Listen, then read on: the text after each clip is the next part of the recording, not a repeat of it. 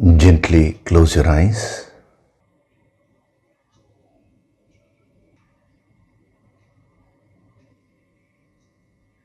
Do deep breathing.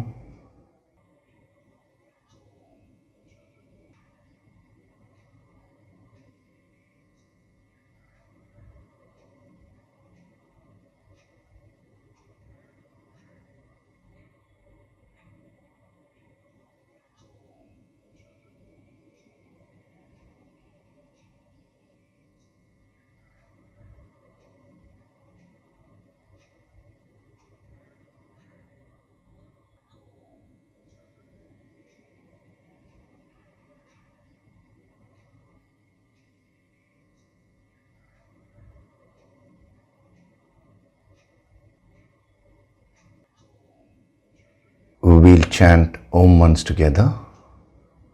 Synchronize the chanting of Om with your exhalation.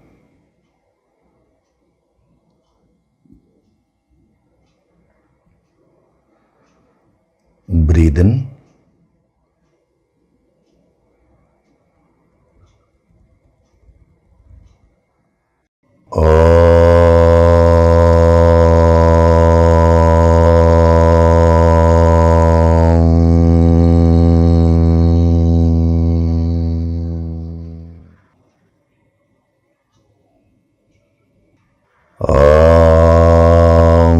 Sahana vavatu, sahanau bhunaktu, sahaviryam karavavahai, tejasvinavaditamastu ma vidvishavahai.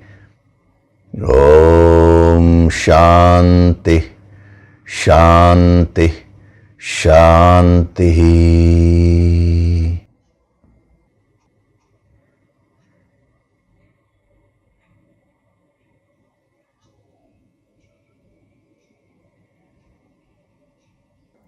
Gently open your eyes.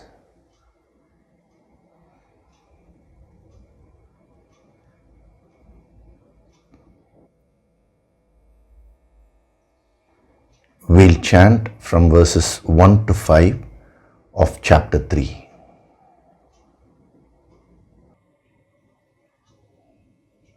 Arjuna Uvacha. Arjuna Uvacha. Jayasi chet karmanaste. Jayasi chet karmanaste.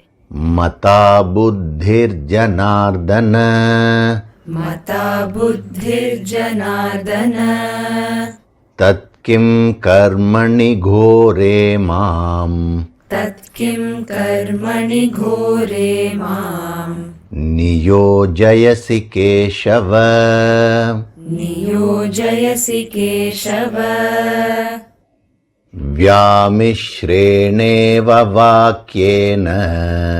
Vyamishreneva vakyena. Buddhim mohayasiva me. Buddhim mohayasiva me. Tadekam vada nishchitya. Tadekam vada nishchitya. Yena shreyohamapnuyam. Yena shreyohamapnuyam.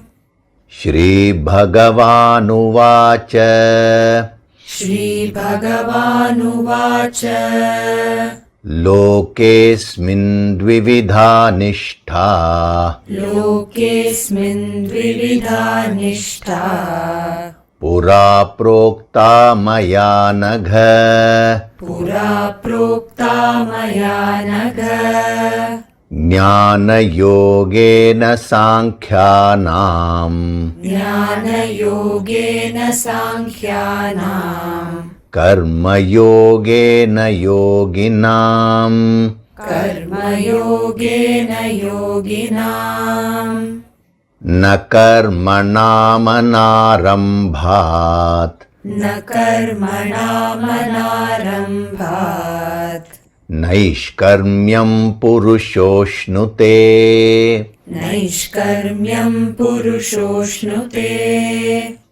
न च संन्यसनादेव न च संन्यसनादेव सिद्धिं समधिगच्छति सिद्धिं समधिगच्छति न हि कश्चित् क्षणमपि न हि कश्चित् क्षणमपि जातु तिष्ठत्यकर्मकृत् जातु तिष्ठत्यकर्मकृत् कार्यते ह्यवशः कर्म कार्यते ह्यवशः कर्म सर्वः प्रकृतिजैर्गुणैः सर्वः प्रकृतिजैर्गुणैः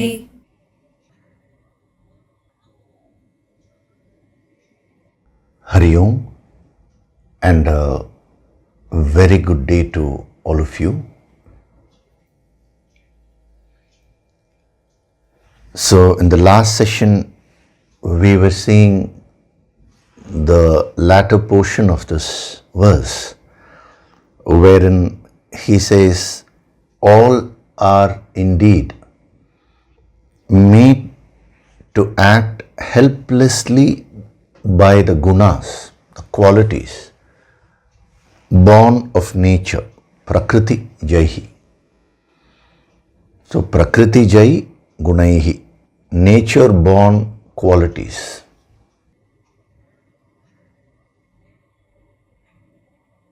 Now I was explaining to you the application of this with respect to others. Today we'll be seeing how you can apply it with respect to yourself. See, it is very interesting. If you want to master any field, you should master two things.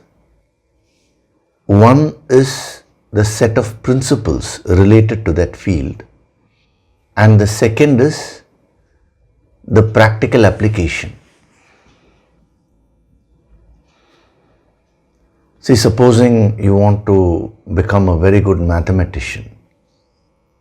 So the principles lay the foundation. Without the basic principles, if you directly get into application, you will not have the necessary depth.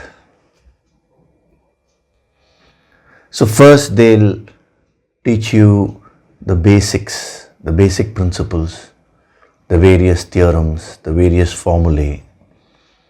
Even there, many students, what they do is, they just try to mug up the formulae and then they try to solve the problems. That will not work beyond a certain extent. You have to understand the logic behind that. That is when you can gain true mastery over that particular subject. Here, the example which I am giving is of mathematics. So you need to learn the principles first, and then comes the application. The same principles will be applied in different problems.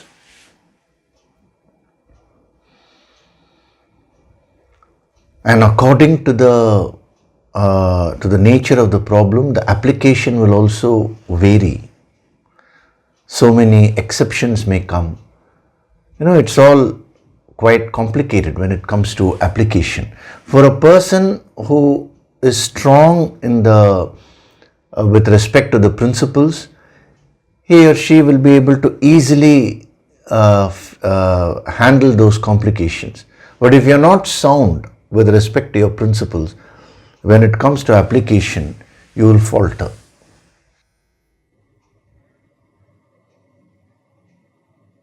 Same thing with respect to any skill, any art. Supposing you want to learn to play the violin. Now you need to first learn the basic principles of how to hold the violin, how to hold the bow, and how do you tighten the strings, according to the scale, how do you tune the violin. See, these are all the basic things. And then how do you hold the bow when you're playing certain notes? And if you want certain kinds of effects, how do you adjust your movements? So many principles you will have to learn. It cannot be learnt in a single day. This is one thing. And then comes the application. The various ragas, the various tunes, you apply this and see the lower notes, the higher notes, and then the transition from the one note to another. Now, how do you beautify that? Every little thing you will learn only by application. So when you go to a teacher of that to learn a particular skill, a good teacher will first give the principles. And as you start absorbing those principles, then that teacher will also teach you how to apply. It should be in proportion to your absorption. So same thing with respect to singing, dancing, any art or any science you take, you will always find these two aspects. One is a set of principles, other would be the application.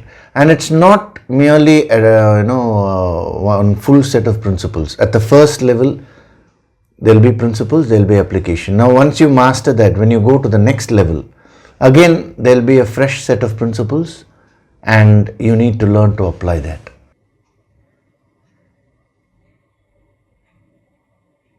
This is how you progress and you gain mastery over any subject, any skill. Unfortunately, today this fundamental principle is getting lost. This fundamental approach itself is getting lost. I am not talking of spirituality, we'll come to that later. But first of all, even in the worldly sense, people are more interested in they are neither interested in the principles or application. They are only interested in the recognition which they can get, the name and fame and the recognition which they can get. For example, if you take classical dance, Indian classical dance, the child just starts learning the basics. Within a short period of time, they put them onto the stage and, they expose them. In the good old days, it was not like that. If you take the Indian classical music, say for example, the Carnatic system, now how it was taught in the good old days is first the swaras, the sa, ri, ga, ma, pa, da, ni, sa, first the 7 swaras, and then whatever swaras are there in between, that comes later. But first, a lot of time was spent in mastering the feel of the basic swaras.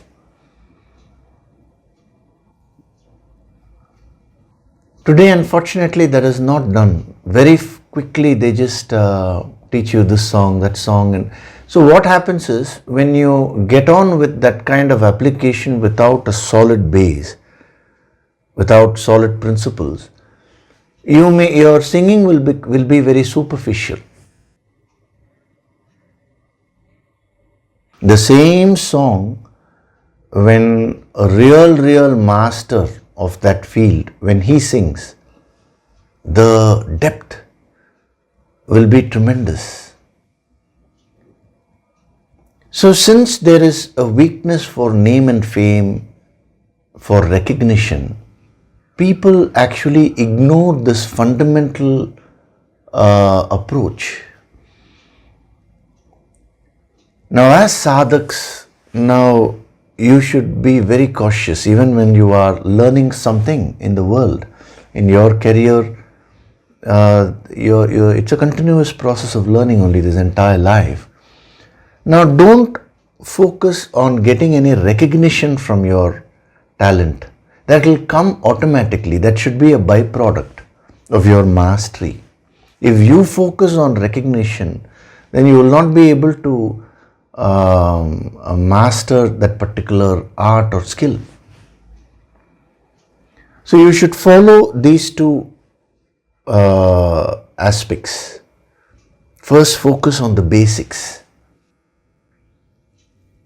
Some people say that is a little boring. It is not boring. If you really understand the value of that, it will not be boring.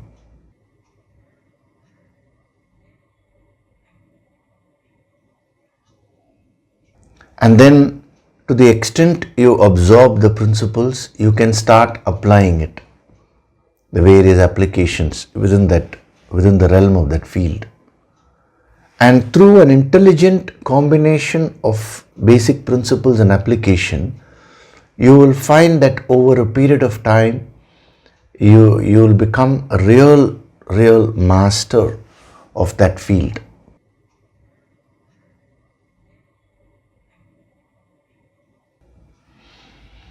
Now, when it comes to the ancient wisdom, the wisdom of life, it is the same thing only.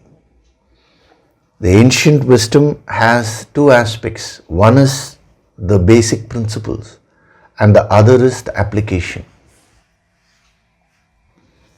Every Sunday, what is being taught to you is both. Certain principles are given, and then how to apply them in your life. Sometimes more emphasis will be laid on application. Sometimes more emphasis will be laid on the fundamental principles. It all depends on the context. But it is that combination which will help you to grow spiritually. If you want to achieve self-mastery, this is the key.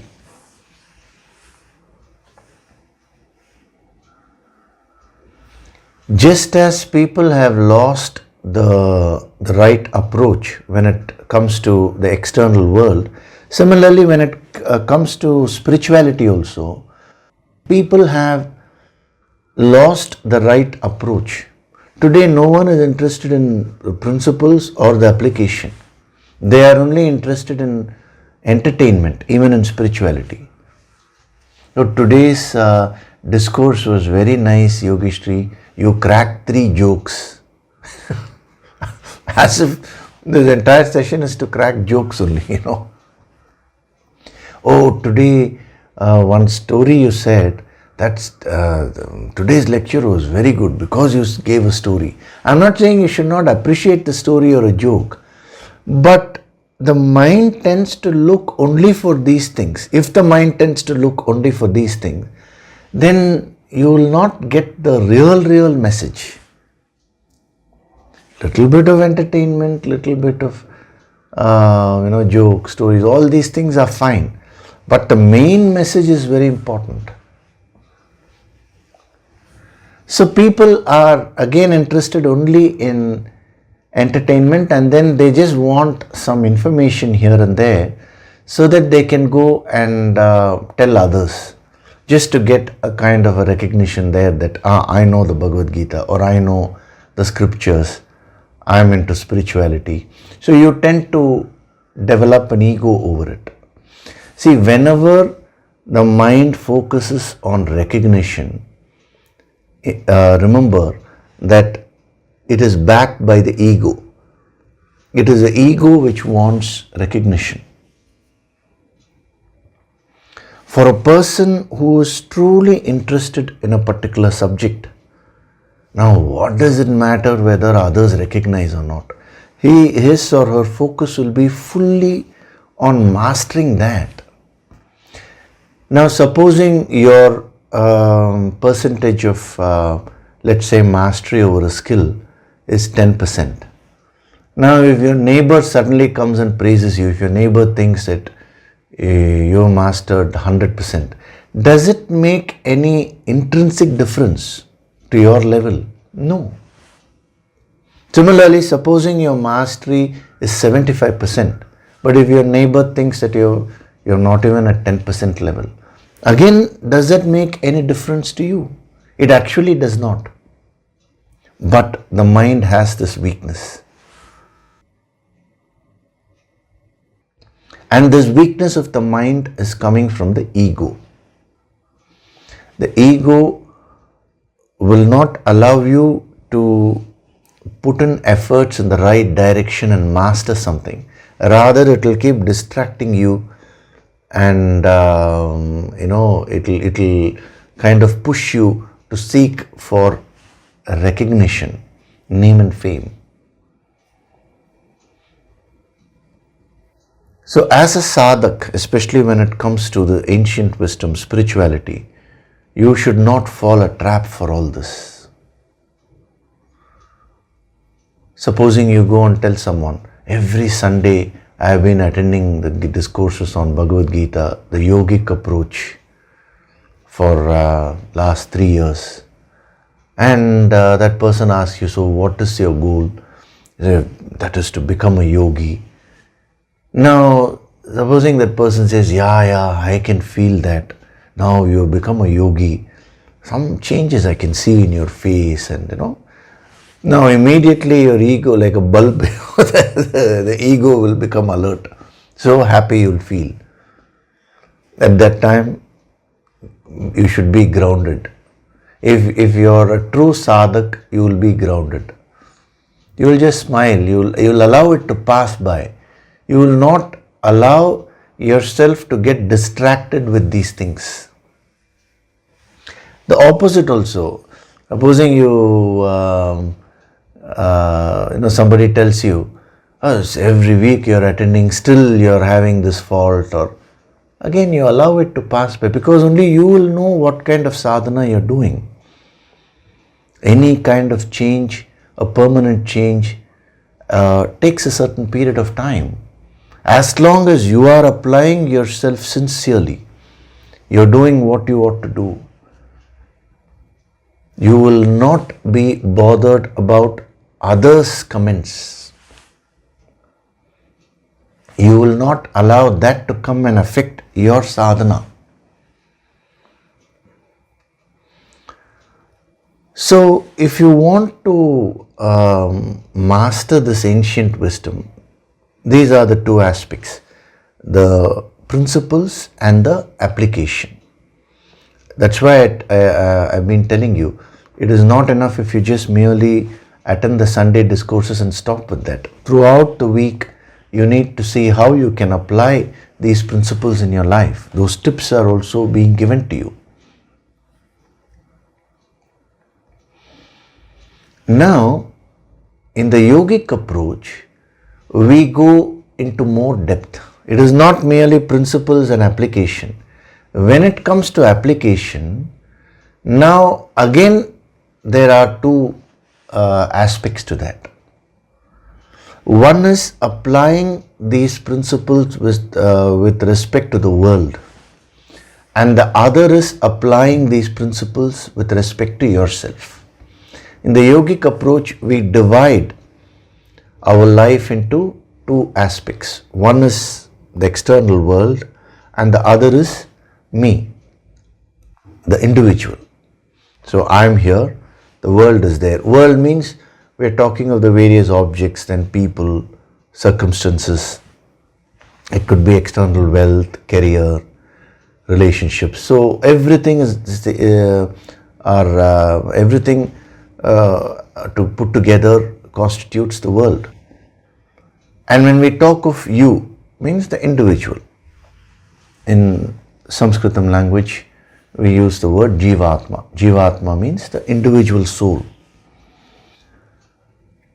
Now, if you really want to attain a mastery and become a yogi, you need to focus on both these applications.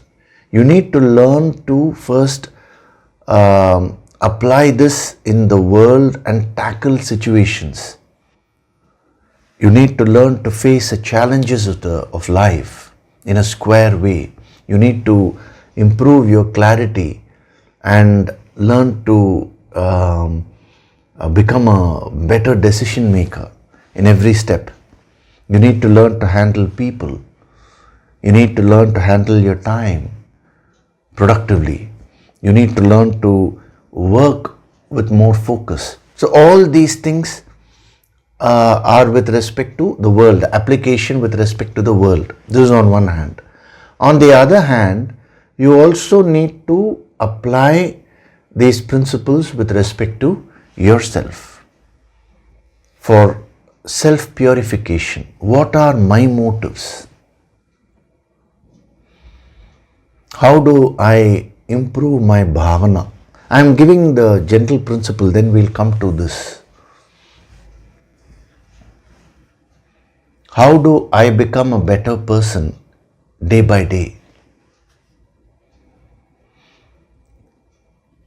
Self-purification and self-development, the process of self-purification and self-development should never stop.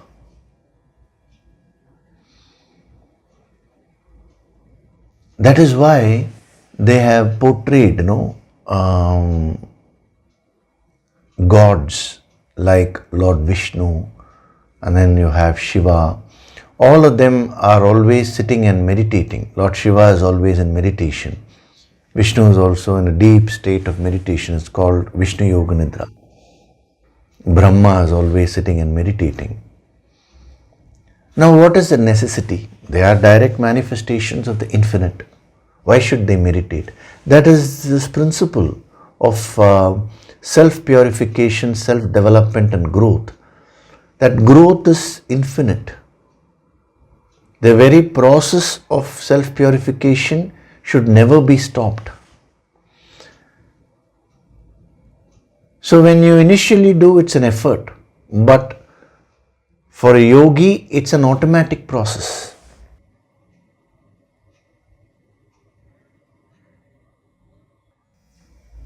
This question has been asked by someone. This was asked a few months back. I'm giving the answer now. Why is it that Lord Shiva is meditating? What is the necessity? There is no necessity and all that. Nobody is going to force, anyone. They are direct manifestations of the infinite. But they see when we look at the gods who are direct manifestations of the infinite, every aspect of them is going to give us a lesson, is going to teach us some principle.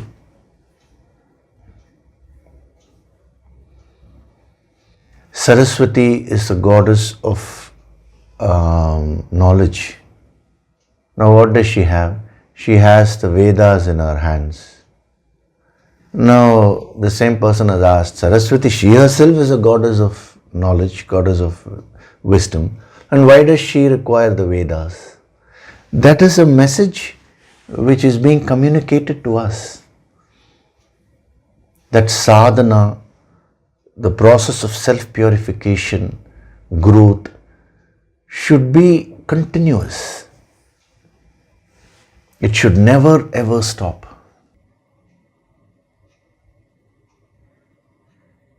So when you learn to apply these principles in life, you have to focus on both these aspects.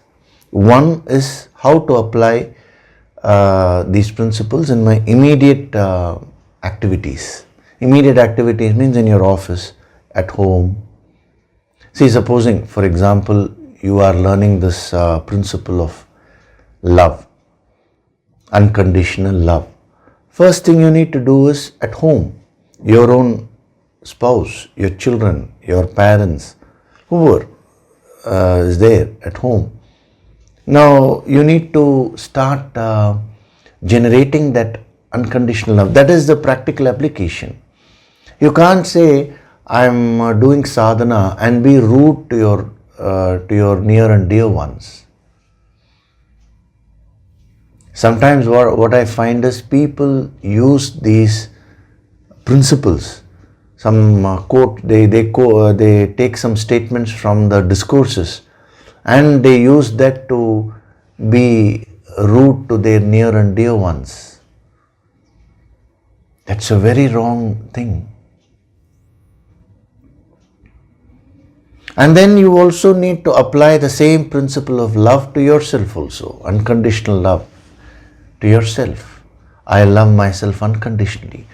So when you start applying each and every principle like this, if you have the clarity and divide your sadhana into two aspects. One is the application of these principles with respect to the world. The other is the application of these principles with respect to yourself. Then that will give you immense clarity. I told you, the word indeed, he, means that shows how much of clarity these masters have. Now this is a simple way of gaining clarity. As you are learning these principles and applying, when you divide this application into two aspects, and when you focus on both, that will build up tremendous clarity within you. So on one hand, you're saying, I'm studying the yogic, I'm studying the Bhagavad Gita, yogic approach and all that. But you don't know how to handle your own family members. You're having quarrels with them all the time. Then what is the use? You're stopping with merely appreciating the principles. You're not applying.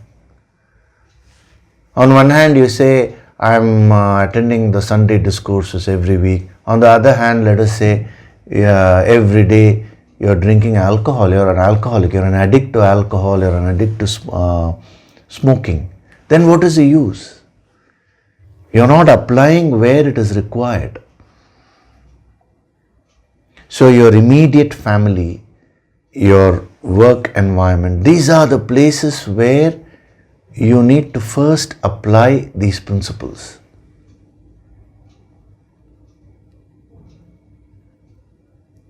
You should see, when you fail to apply, what will happen is you will become very stiff with this wisdom.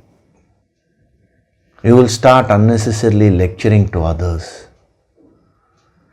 and you will start justifying your own weaknesses also. You will use this wisdom to justify your weaknesses. Like supposing the principle is given, accept everyone as he or she is. Now let's say you're very short-tempered or you're an alcoholic and your spouse comes and tells you, listen, we are attending the sessions, I think you need to focus. To which if you say, what did Yogishri say? Learn to accept everyone as he is. So accept me as I am. I am an alcoholic. You accept and be peaceful. So supposing you say that, then that is a wrong application. So remember this, when you are in this path of self-purification, this path of enlightenment, the ego is always waiting to come and trade on whatever little efforts you put in. And one slip here, one slip there, you will completely lose your focus. So applying these two aspects of the yogic approach to this principle. Now, what is the principle? All are indeed made to act helplessly by the gunas, born of nature. That is a principle which he is giving. So one is a principle and then how you can apply it in your life. Now we are using the yogic approach now. And when it comes to application, one is how to apply this with respect to others. And then how to apply this with respect to yourself. Both these facets you need to master. So when it comes to others, the fundamental principle is you should learn to keep your mind calm and composed. You should learn to be peaceful with in any kind of circumstance. If you make a mistake and you suffer, that itself in spirituality we say it's not a good thing. Why do you need to suffer? Do sadhana. But if another person has some negativity, if another person makes a mistake and you are agitated about it, that is totally meaningless. And it's very interesting. If you take your life, more than 75-80% of your agitations, of your stress is with respect to others only. That person is like this person is like that. I know people who get stressed about the behavior of people who are unconnected to them. They just watch some news or read something which has happened somewhere else, and then they get completely agitated about it. So as far as your peace is concerned, mental peace is concerned, that is your prerogative. At no cost should you lose your peace. Unless you learn to be in a peaceful state, how can you meditate, and how the higher meditation I'm talking of? How can you get into a state of enlightenment? Now, if you say that everybody has to behave in this way, that way, situations have to be like this, only then I'll remain peaceful, you can never remain peaceful. So when it comes to the negativities of others, how do you view them first? Handling those negativities is a second step. But first is how to remain unaffected by others' negativities, negative qualities. This is the way. When you find someone acting means either through physical action or speaking also. Speaking is another form of action only. When you find someone acting or speaking in a negative way, immediately this wisdom can be applied. Oh, that person is helpless because he has that kind of a guna. Guna means qualities. And that is coming from Prakriti, his nature, his individual nature. So as of today, helplessly he is acting in this way. Helplessly he is behaving in this manner. The moment you start viewing him or her in that way, now instead of getting agitated about it, now you will get another energy within you, which is the energy of compassion. Compassion is a very powerful emotion. Oh, that person actually requires help. I'm not saying now you should voluntarily go and help, because unless that person wants it, you cannot help another person. But I'm saying that person is struggling at this moment.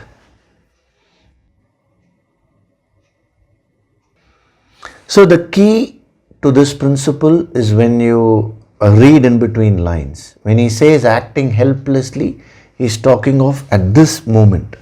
Given a period of time, over a period of time, the gunas can be changed.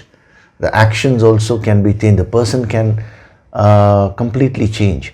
But at any given point of time, that person is helplessly manifesting whatever the gunas are. And the gunas are coming from Prakriti, the individual nature. So this is the first application. I gave you the homework last week, and I told you that's the homework for your whole life, because all these principles are related to your life only. It's not time bound, So when you are disturbed because of others' behavior, that's where you can apply this. And the moment you start viewing the other person in this way, now you're standing apart and watching the situation instead of getting completely involved. That capacity to stand apart and witness what is happening is called objectivity. And the more objective you are, the more will be your capacity to deal with that situation, to deal with the person. How to deal with the person externally, that will depend. In certain cases, supposing let's say that person is very rude to you, in certain cases, if you just keep quiet and do nothing, that person will start behaving properly. Sometimes you may need to talk to that person and say this is not the way to behave. Sometimes you may need to raise your voice and talk. But whatever method you are applying externally, now what we are talking about here is not all that. We are talking about keeping your mind in a calm and composed state. This is the very powerful state of a karma yogi. So you all should aspire to reach that state.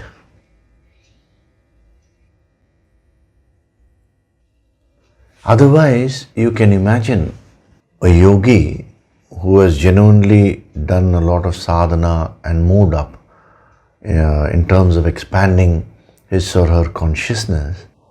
Now from that higher level of purity, now everything related to the lower level, the impurities, can start disturbing that person. Because a yogi has more clarity than others. So the yogi will be able to see things in a more clear way. And when the yogi starts seeing all the negativities clearly, that can start affecting the mind more.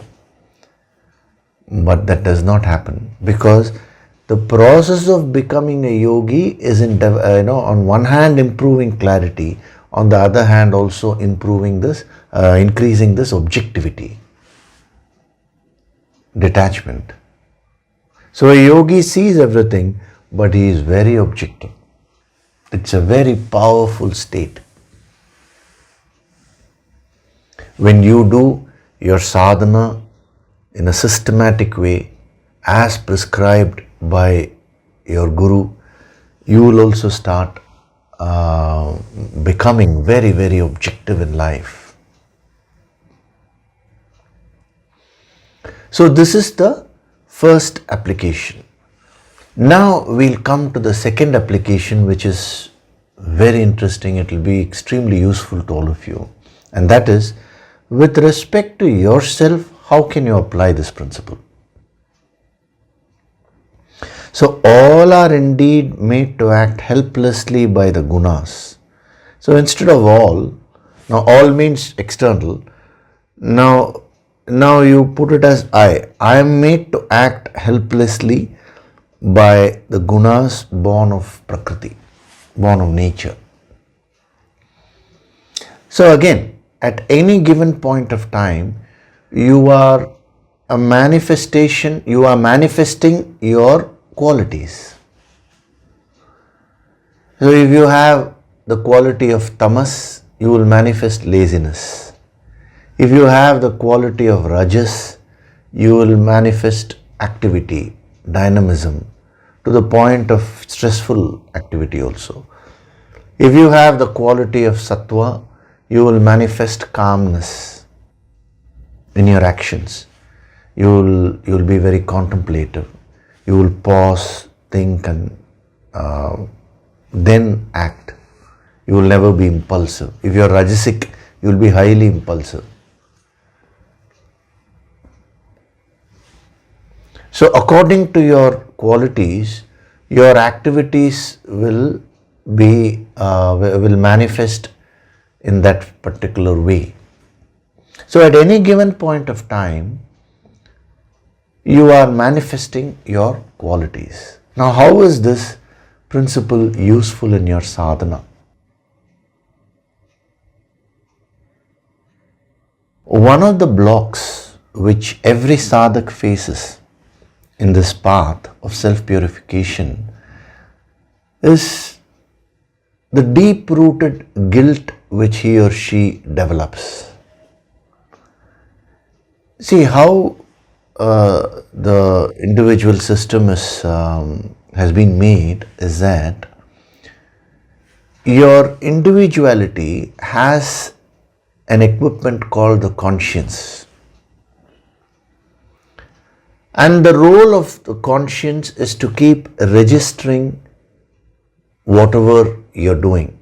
That is, when I say whatever you're doing, whatever actions you're doing, whatever emotions you're entertaining, whatever thoughts are surfacing in your intellect. So all these things are being registered by an equipment called conscience. Your conscience is like a camera within you. It keeps on registering. And if your actions are positive, the effect of that will be happiness. If your actions are negative, the effect will be sorrow. So that is how the law of karma actually functions. Now in life, whenever you make any mistakes, supposing you make some mistake, you are rude to someone, let us say, or any kind of mistake you make. Now that is also registered by your conscience. You may forget that experience at the conscious level, but at the deep-rooted level, the impression of that will remain, and that causes a lot of guilt within you. Everyone is loaded with a lot of guilt, deep within you. You always feel something is wrong. Actually, when you do meditation, and one of the things which starts happening is many thoughts, many of your past mistakes and all start coming out in your memory. And many sadhaks start feeling more guilty. You should not, because you should understand that this is the process of purification. The release is happening.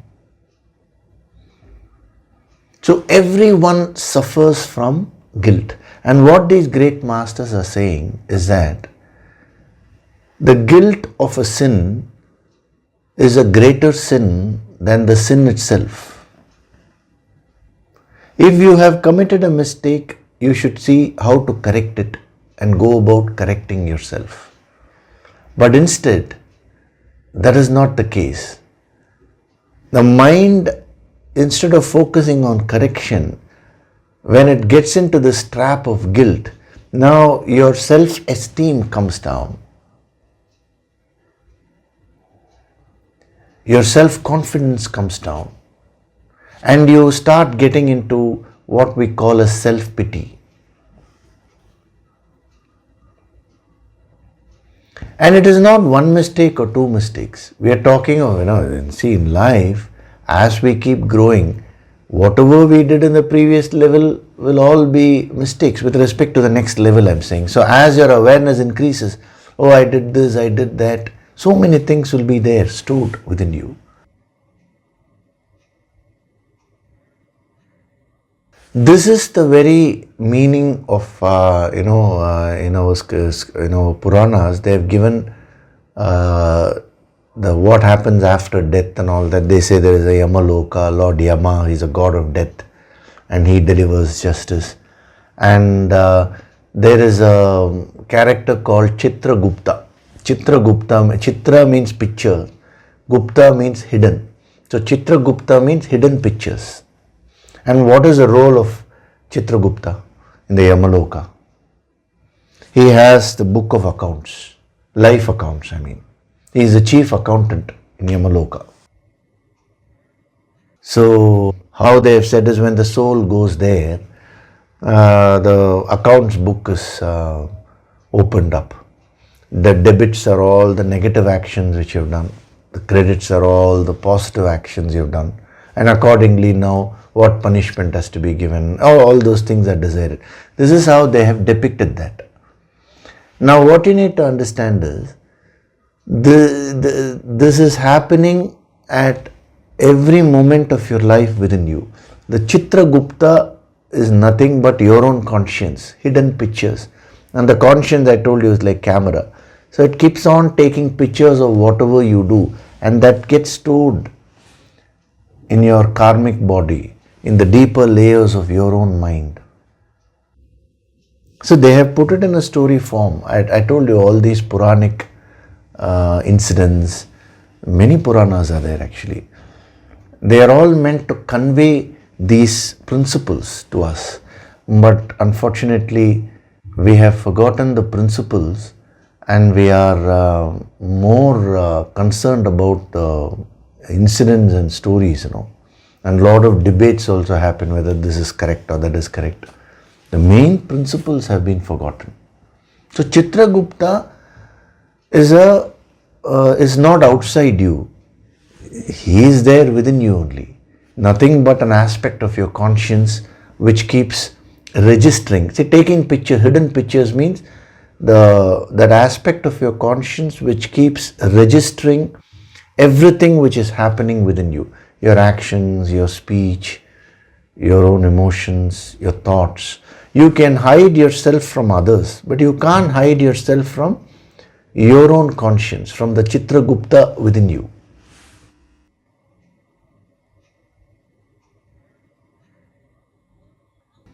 You can run away from any situation externally. You can fool anyone outside, but you cannot fool your own conscience. You should remember that.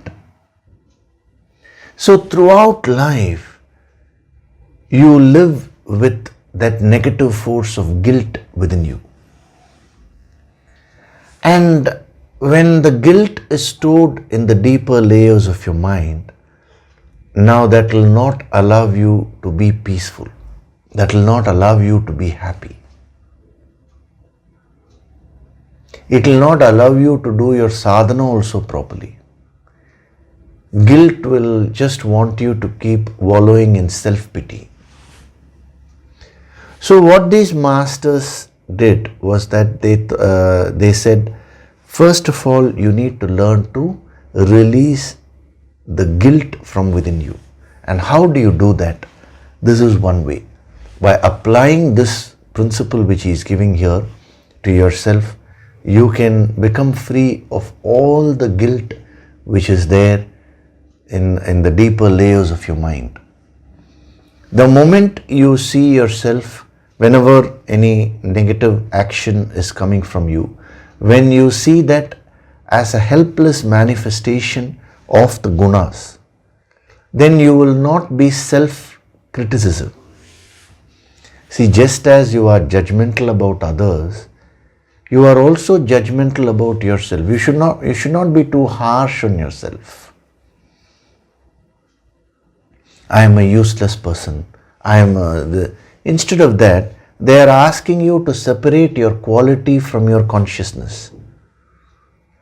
Oh, this particular action is negative because it is coming from a negative guna. So you learn to become objective about yourself also. This is a very powerful sadhana which is being explained to you. Don't misuse this. This is not to justify your weaknesses. Now tomorrow, you're smoking and drinking, and if somebody asks you, I am a helpless victim of my gunas, it is not for that. This is only to remove that deep-rooted guilt which you have. But where should you focus your self-effort on? Self-effort should be focused on changing the gunas. Because I told you, at this moment you may be a helpless victim. But when you give yourself a certain amount of time, change is possible. So forever if you are remaining the same, and then you will not be able to apply this. Because deep within you, you will know that you have not done your sadhana properly. So whenever you want to overcome a particular negative trait in you, the first block, when you say, okay, let me now try and change, the ego will immediately bring the guilt. So when you start seeing your negativities, you will feel so guilty that again you will close. You do not want to see yourself. You will try to escape from yourself.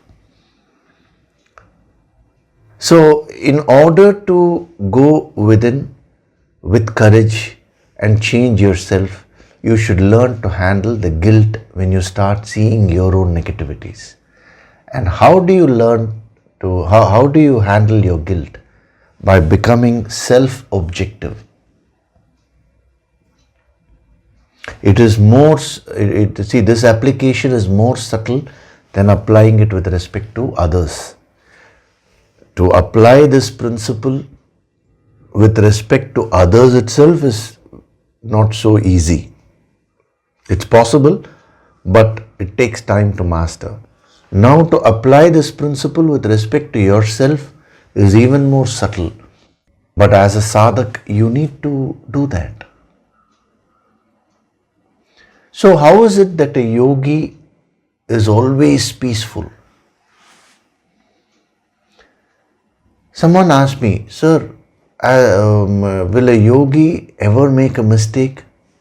Yes, possible. Nobody can be 100% perfect in every circumstance. That's not possible. But then how is it that a yogi is peaceful? Because just as he learns to be compassionate towards others, he learns to forgive others, he also learns to forgive himself. He is compassionate towards himself. So when you want to change your mind, you need to look at your mind with a lot of compassion, with a lot of affection. If you look at your mind like an enemy, then you will not be able to influence the mind. Tell me, supposing you have a friend. Now, your friend will listen to you. But supposing that person becomes your enemy, he will no longer listen to you, isn't it? It's the same thing with respect to your mind also. If you want to bring a positive change with respect to your mind, you need to become the best friend of your own mind and carefully guide it. When you go to a master, why is it that you feel very comfortable with a master? Because he sees all your positives and negatives. Because he's got that clarity. But he is very, very compassionate. When he sees all the negative traits, he doesn't condemn you.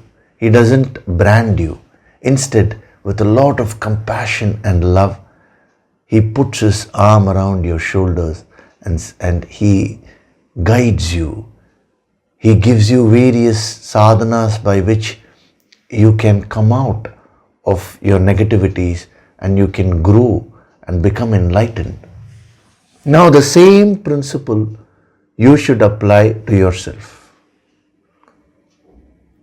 When you handle your mind, when you handle your negativities, do that with a lot of self-compassion, self-forgiveness, not with guilt.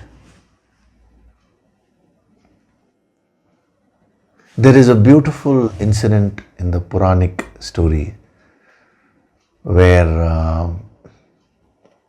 Lord Indra, the king of heavens, now he enticed the wife of a rishi, Ahilya. I think you all know the story. When you would have read the Ramayana, you would have come across a story. So when the rishi had gone to the riverside to have a bath and to do sadhana, at that time Lord Indra entered the hermitage of the rishi in the form of the rishi. That is, he disguised himself as a rishi through his yogic powers, and he had physical relationship with his wife Ahilya. And what is interesting is Ahilya also, she was also a great tapasvi. She was not an ordinary person. But she knew that it was Indra. It's not that she couldn't find out. But she also fell for the trap. Just momentary thing. And when the rishi came back, they both were caught. So the story is that he cursed both of them. And as far as his wife is concerned, the curse is, see, it's not about merely the act, but knowingly you did it, and that is why, so whatever the rest of the things, she became like a stone. And then Lord Rama, when he came and placed his foot on her, she came back to life, and that is there. Each aspect of this incident has many messages. We are not getting into all of that. But there is one very deep message given, when he cursed Indra. First of all, no rishi will actually curse. That curse is nothing but an exaggerated way of pronouncing the law of karma. You have done this action, so these are the consequences which you're going to face. So that is what is given out as a curse in these stories. So as far as Indra was concerned, he was cursed to become very dark. He lost all his beauty. He became very ugly. And he lost his post of being the king of heavens and all that. And it is at that point that he realized his mistake. My God, what have I done? There was such a noble saint. Now I went and enticed his wife. So he felt very guilty.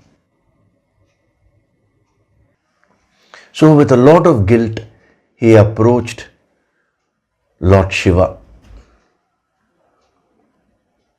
And he said, I'm feeling so down, my Lord. I want you to guide me. I don't feel like living anymore. This is what he said. To which Lord Shiva said, better than me, go and ask Parvati, who was his wife. He said, go and ask her.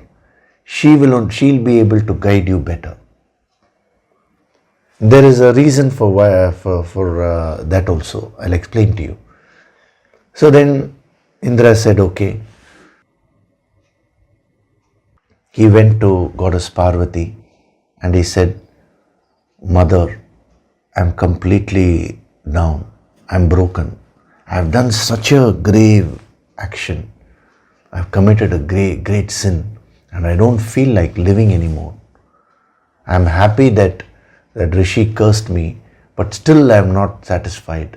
I want to end my life. This is what Indra told her. Now, why did Shiva send him to Parvati? Because Parvati was a manifestation of compassion. Shakti was a manifestation of compassion. So when you want to overcome guilt, you require the energy of compassion.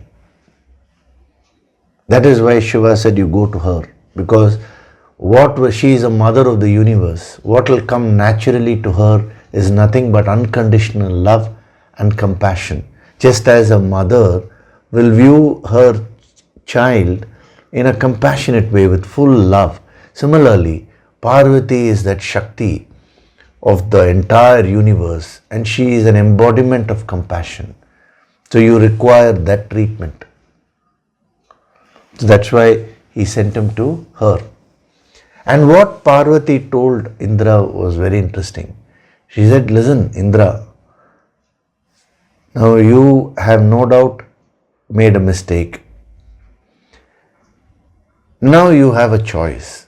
Either you feel guilty and you keep wallowing in self-pity. Oh, I have done this, I have done this. But that is not a solution. The more you are into that, that's going to create more negative energy only. The other choice which you have is, okay, I have done this. Now, what is the sadhana which I need to do to neutralize this? The solution. How do I get out of these karmas, the karmic effects?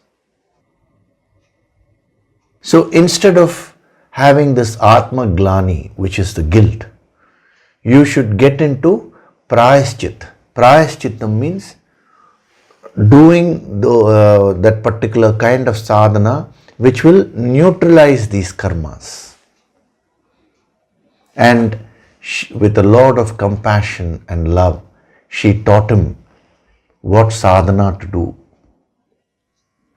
certain yogic methods by which you go within, and it was a long process. So she said, go into solitude and do this sadhana. It may take many years, but do this. And you neutralize all the negative energy which you've created. So when he got those instructions from Goddess Parvati herself, immediately all the guilt went away. Now he decided, let me now get out of this. He went and did sadhana, and after many, many years, he again regained his glory. This is how the incident is. It's a beautiful incident from the Puranas giving you this principle. When you do your sadhana, how do you view yourself? You should view yourself with full love and compassion. Now your point will be, I am having this negativity, I am having that negativity. How do I look at myself with love and compassion? Apply this principle. At this moment, what can you do? Nothing, because your nature is already manifested. But over a period of time, you can do sadhana and change. But right now, look at yourself with a lot of compassion. In today's Nididhyasana meditation, I will initiate this process for you. The self-forgiveness and self-compassion.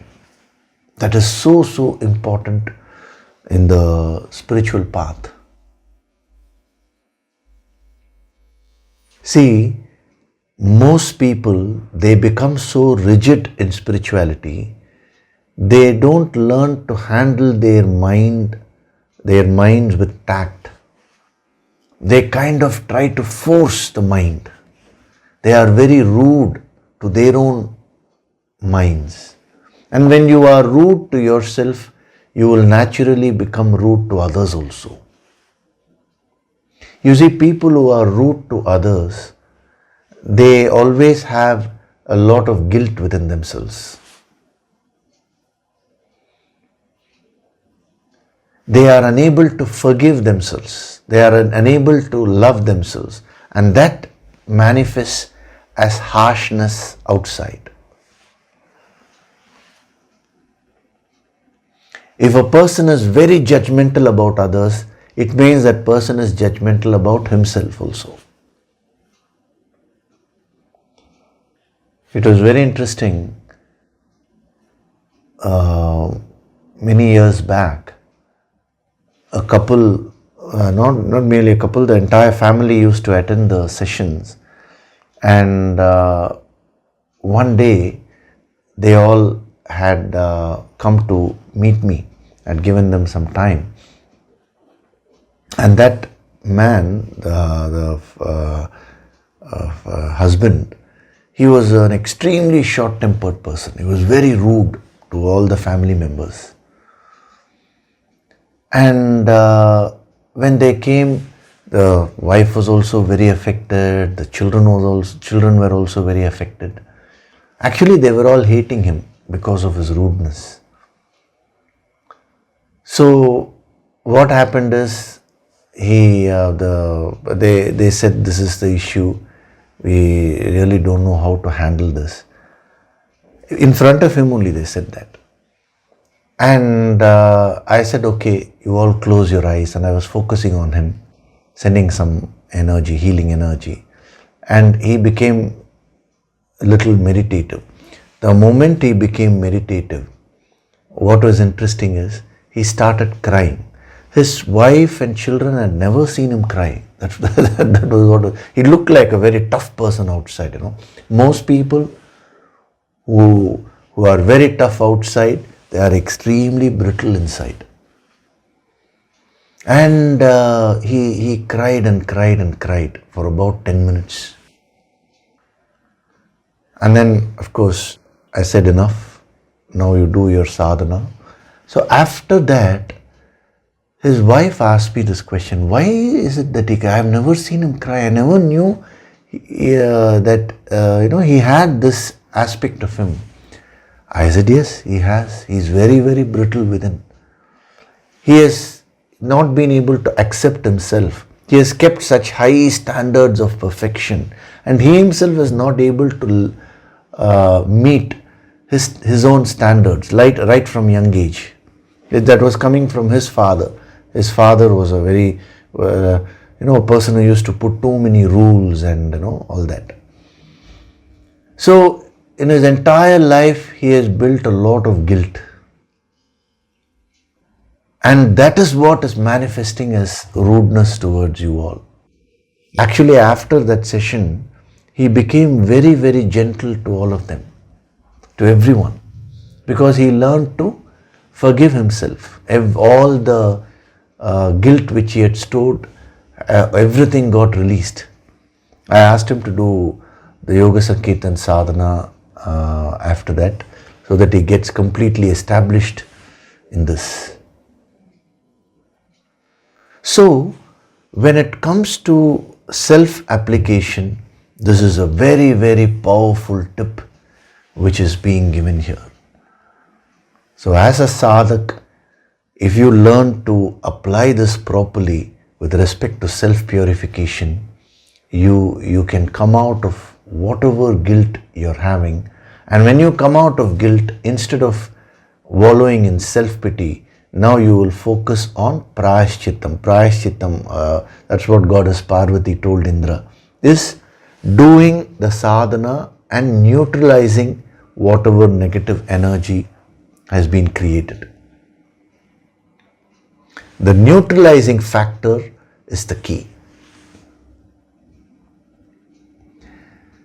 So we will stop with that today. It is a very deep session, sadhana, from a sadhana point of view today. I want you to think about the various points which were given to you. One is to reflect and absorb them. Other is to apply them. It's a process of growth. In today's meditation, I will initiate you into this process of self-forgiveness and self-compassion. And then when you do your sadhana, that energy will automatically start manifesting. But a time should come where you should become free of all the guilt, all the negativities, and you should become like a newborn baby. You should be reborn. Enlightenment is nothing but being born again. Prati prasav.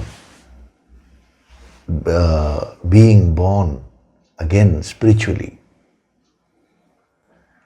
So when you look into the eyes of a master, you will find so much of innocence. Why? So much of love, so much of compassion, purity, because he has cleaned himself completely. And if you do it, you will also get into that state. It is only a question of time and how sincere you are in your efforts. Okay? So we'll stop with that today. I don't want to go to the next point because first you should pause and absorb this. Today's session has been a very, very deep session from a sadhana point of view. This is meant for all of you who are deep seekers. If you're looking for superficial knowledge, these sessions are not for you actually. Okay, so before we get into the meditation, I will take up one question. This question has been asked by Tapas Garg. I'm taking up this question because this will be useful to everyone. Hari Om Yogishri, I have managed to complete my first semester in college. He's studying in IIT actually. So although it was fun and exciting, I had quite a difficulty creating a schedule. I believe the source of the trouble is me, not being able to complete my sleep properly. So my roommates sleep after 11:30 p.m. So if there is a class at 8 a.m. and since I want to get up at 6 a.m. to complete everything, I want to sleep by 10 p.m. So the problem arises when they have to use lights or they get calls, or one of their friends wants to talk to them. If it's a weekend, they can stay up even more late, like 1 a.m., etc. Honestly, they take many measures to not disturb me, but it's my mind which just isn't able to relax. Sadly, I get proper sleep only when they lie down. We have classes from 8 to 5 p.m. on the busiest days and a lunch break of 2 hours on average. We do get some free time often, but I have not been able to put it to good use since the exams are also coming up. So many things is I go to the gym in the morning, and then I do my study. Everything is mentioned. So basically, because of the lack of sleep, what he's saying is, it's a long mail, so I'm just reading the key point. I feel very drowsy when I sit in the class or I try to study. And many of the events go well into the night, and so I reject going to almost all of them. College becomes very alive at night. And to my understanding, most of club work also happens late. So, and then it's kind of socially awkward to sleep early there. Many social interactions in hostel happens late. And sleeping in the day is also not possible. So please, Yogishri, help me find a solution to this. I am very confident I can get much more done if the sleep problem can get fixed somehow. It's a very beautiful question which I've asked, Tapas, and the answer will be useful to everyone. First of all, I'll give you the general principle related to this. See, when you do your sadhana, what for are you doing your sadhana? Why are we getting into spirituality? Don't tell me enlightenment, that is the ultimate goal. But the first thing is, you should learn to adjust yourself according to what the external situation is.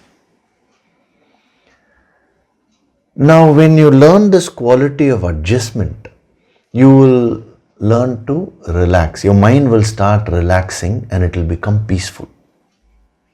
Right from young age, our masters have kept this practice of adjustment as a sadhana. In the good old days, the boys and girls used to go to the Gurukulas, and they were given the training as to how to adjust. How, for example, they were never given comfortable beds to start with. So the boys and girls used to learn to sleep in tough conditions. Not many facilities were given. All these were only training for the mind. Even the children from royalty, that is, let's say a king's son goes, he also had to follow all those rules as a training for the mind. Unfortunately, today, that quality of adjustment itself is not learnt. The Sanskritam word for that is titiksha. Titiksha means putting up with inconveniences in a cheerful way. It's a beautiful quality which should be mastered. Once you master that, then you can be peaceful anywhere. The yogi is peaceful in the Himalayas. He can be equally peaceful in a very busy place like the airport or in a marketplace also. Why? Because he has learnt to this quality. He has trained his mind in that way. So first thing is, as far as you're concerned, don't see it as a block. See it as a situation where you can learn this quality of titiksha and grow. See, in life, you always get situations which will help you to grow, provided you use that situation properly. So, when Nachiket, he was very young, all his friends had separate rooms. They had their own rooms, So, when he came and asked me, I said, it's easy, that is an easy way out, but why don't you learn to study? And he said, I know for studying and all that, without any disturbance, I want to. Why don't you learn to study in spite of all the sounds outside? Why don't you learn to study in the hall? So he took it up as a challenge, as a sadhana. And what was interesting is he mastered it to such an extent that even the 12th public exam, he studied only in the hall when a lot of sound was there. Next day was a mathematics exam. He had learned to train his mind to focus. Every youngster has this capacity. But since you don't go through that training, you don't know, you don't master it. So, instead of saying, oh, my friends are now sleeping at 11:30, how can... You should train your mind to sleep even amidst all this noise. It's possible. This is the long-term solution. Now, the immediate solution is, instead of, I told you, no, you have to accept the realities of life. That's what we were seeing even in the last session. So the reality is that they are all going to sleep at 11:30 or 12, whatever the time is. You cannot change that. Now, with a calm mind, you can see practical solutions. Supposing you don't want to hear or you don't want the lights and all that. Simple. You can get, when you travel in the flight, they give you that cloth, no, which you can put on your eyes, so the light does not disturb you. So you can just buy that and put it. You can go off to sleep. If the sounds are disturbing you, use some ear plugs and you go off to sleep peacefully. Simple. This is only a temporary solution, but in the long run, you need to learn to train your mind to adjust to any situation. See, if you're looking for the best possible environment in order to do sadhana, you will never get the best environment. Even if you go to the Himalayas, you will find that environment very disturbing. I know a man who went all the way to the Himalaya for a trip, and then he came back, and when I asked him, so did you enjoy? Oh yeah, what enjoyment, sir, full of mosquitoes. He has gone all the way from here to Rishikesh and wherever they had taken him. And what did he have to say about that? Mosquitoes. He said, so there also mosquitoes are there. Mosquitoes seem to be all pervading, So if you don't learn to train your mind with this quality of titiksha, these disturbances are bound to disturb you.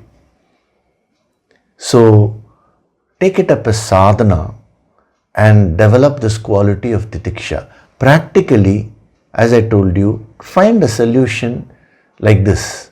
When there is sound, you can use earplugs. If there is light, you can always cover your eyes. As simple as that, no? Then you will be peaceful. And you're saying your friends, they are also trying their best not to disturb you, which means it is not an intentional thing. But their lifestyle is like that, gunas, that is how they is functioning. So don't judge that as right or wrong, but see how you can wade yourself. See, if you're driving a car, too much of traffic is there. Now you should learn to wade your car through the traffic. It's like that in life. So all the sadhaks should make a note of this point. See, as a sadhak, you should become very, very adjustable. You should learn to become peaceful in any situation you are thrown in. It's no doubt difficult, but it's possible. I'm not saying overnight you'll be able to practice this. So slowly, you should master yourself completely. So tapas, you follow these tips. I've given you the long-term solution, which is titiksha. And I've also given you some short-term tips with respect to your issue. Once your mind becomes calm, you will be able to find such practical solutions to every challenge which you face. As long as your mind is agitated, no solution will strike your mind. Okay, so follow this, and if you have any further questions, you write back. I'm here to help you. But take it up as a game. Take it as a game of self-perfection. Instead of looking at your friends in a negative way, now start looking at the positives of others. College life means if the trend is that it's a night life, it is a night life. Don't withdraw completely. Here and there you can participate. And you can always compensate for your sleep later. 75% of the time you can follow your schedule. 25% you be with the crowd and enjoy. Otherwise you will become a misfit. So you should learn to balance and at the same time do your sadhana. That is, the balance itself is a sadhana principle. Okay? So practice this and you will see wonderful results actually coming. Okay? So now we'll do the meditation. Gently close your eyes.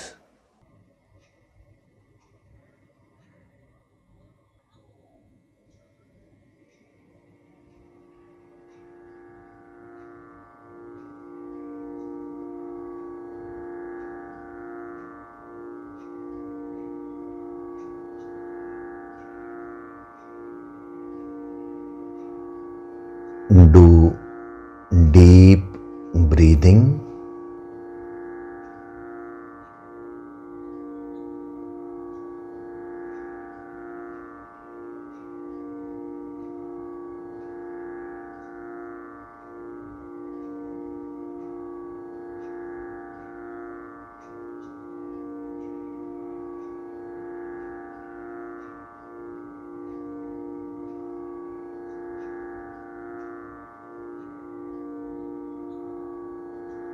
With every breath, I am becoming more and more relaxed.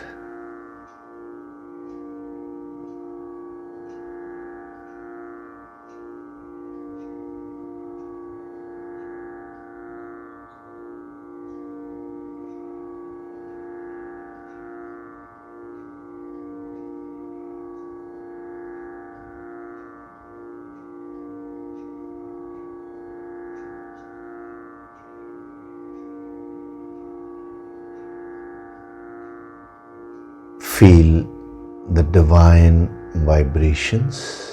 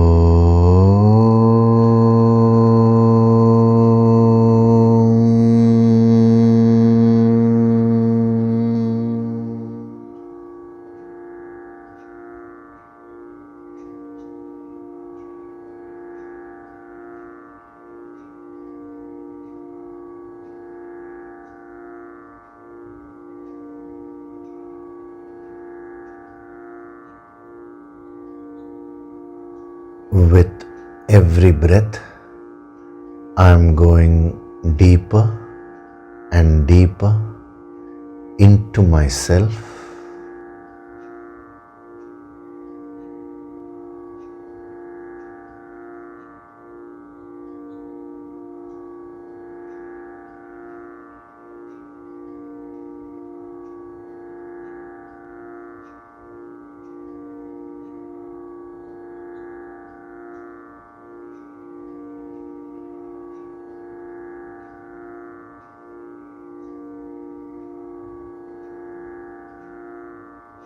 Beyond my body, beyond my mind, beyond my intellect lies my true self.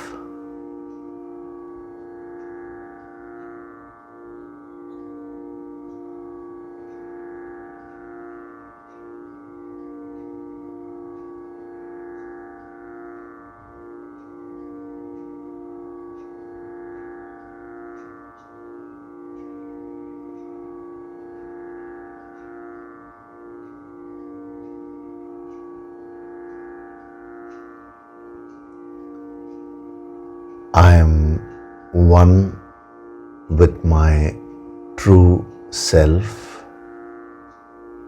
which is infinite.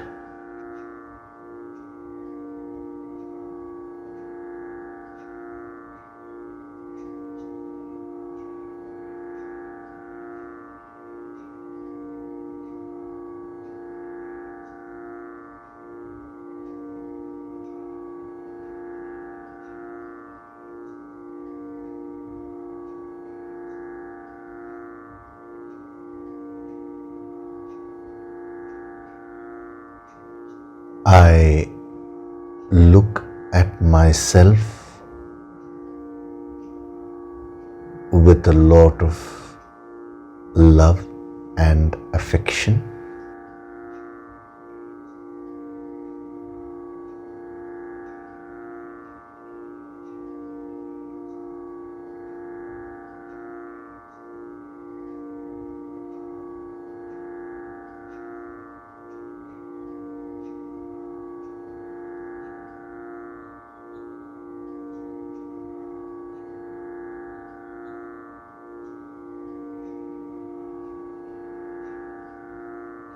I look at myself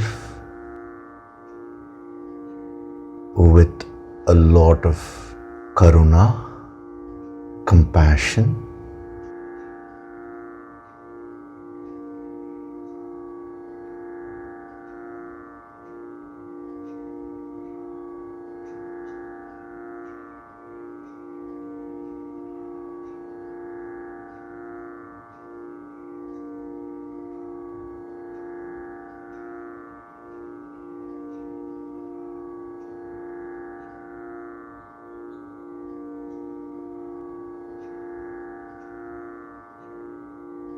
I am Swayam Prakashit, self-illuminating.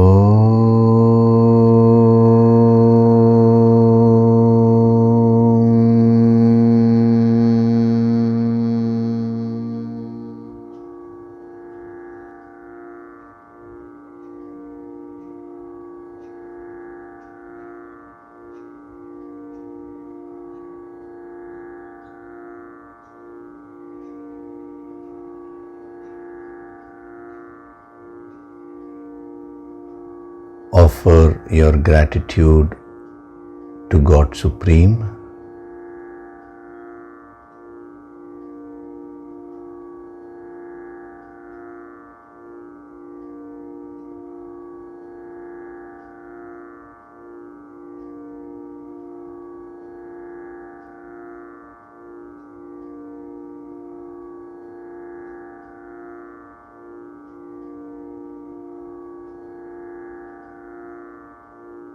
Offer your gratitude to your Guru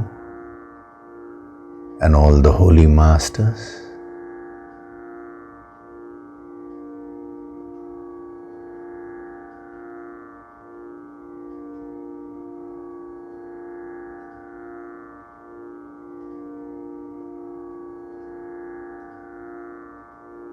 Slowly come back. Wriggle your fingers, your toes. Rub your palms together to create a warmth.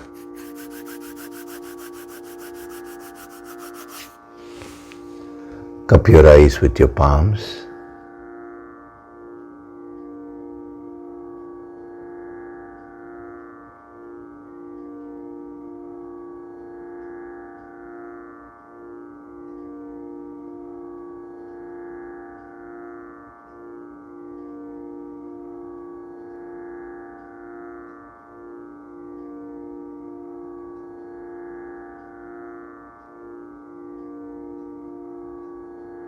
Gently rub your eyes, cheeks, forehead, top of the head, back of the head and neck. Slowly open your eyes.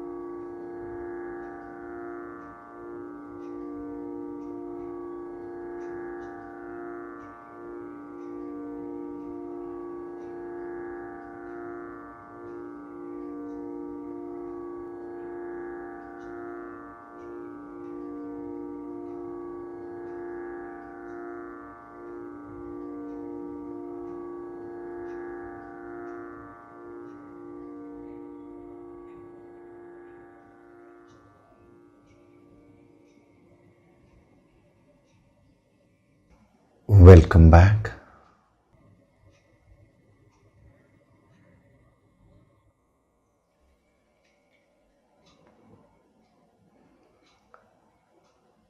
So today we had a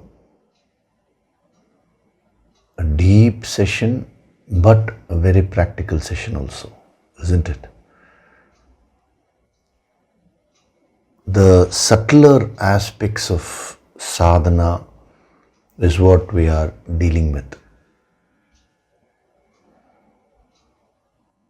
See, when you go to the subtler aspects of sadhana, that is when a real transformation will take place from within.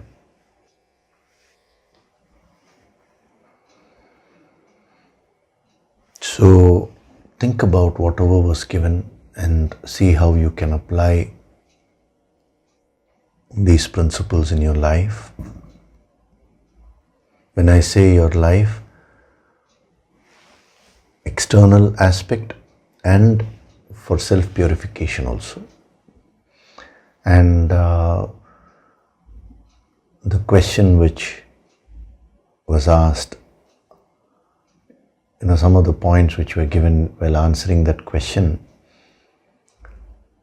that is very important in your life.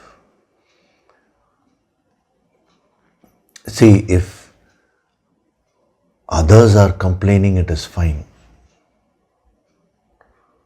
But as a sadhak, you should never complain. Instead, you should find a solution. If you are also complaining like others, then what is the use of sadhana?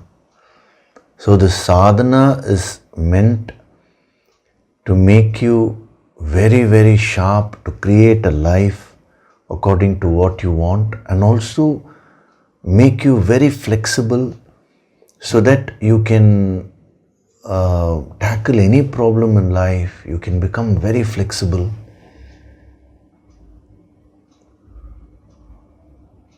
You will no longer be a complainer, rather you will be a solution provider. First to yourself. Forget about others.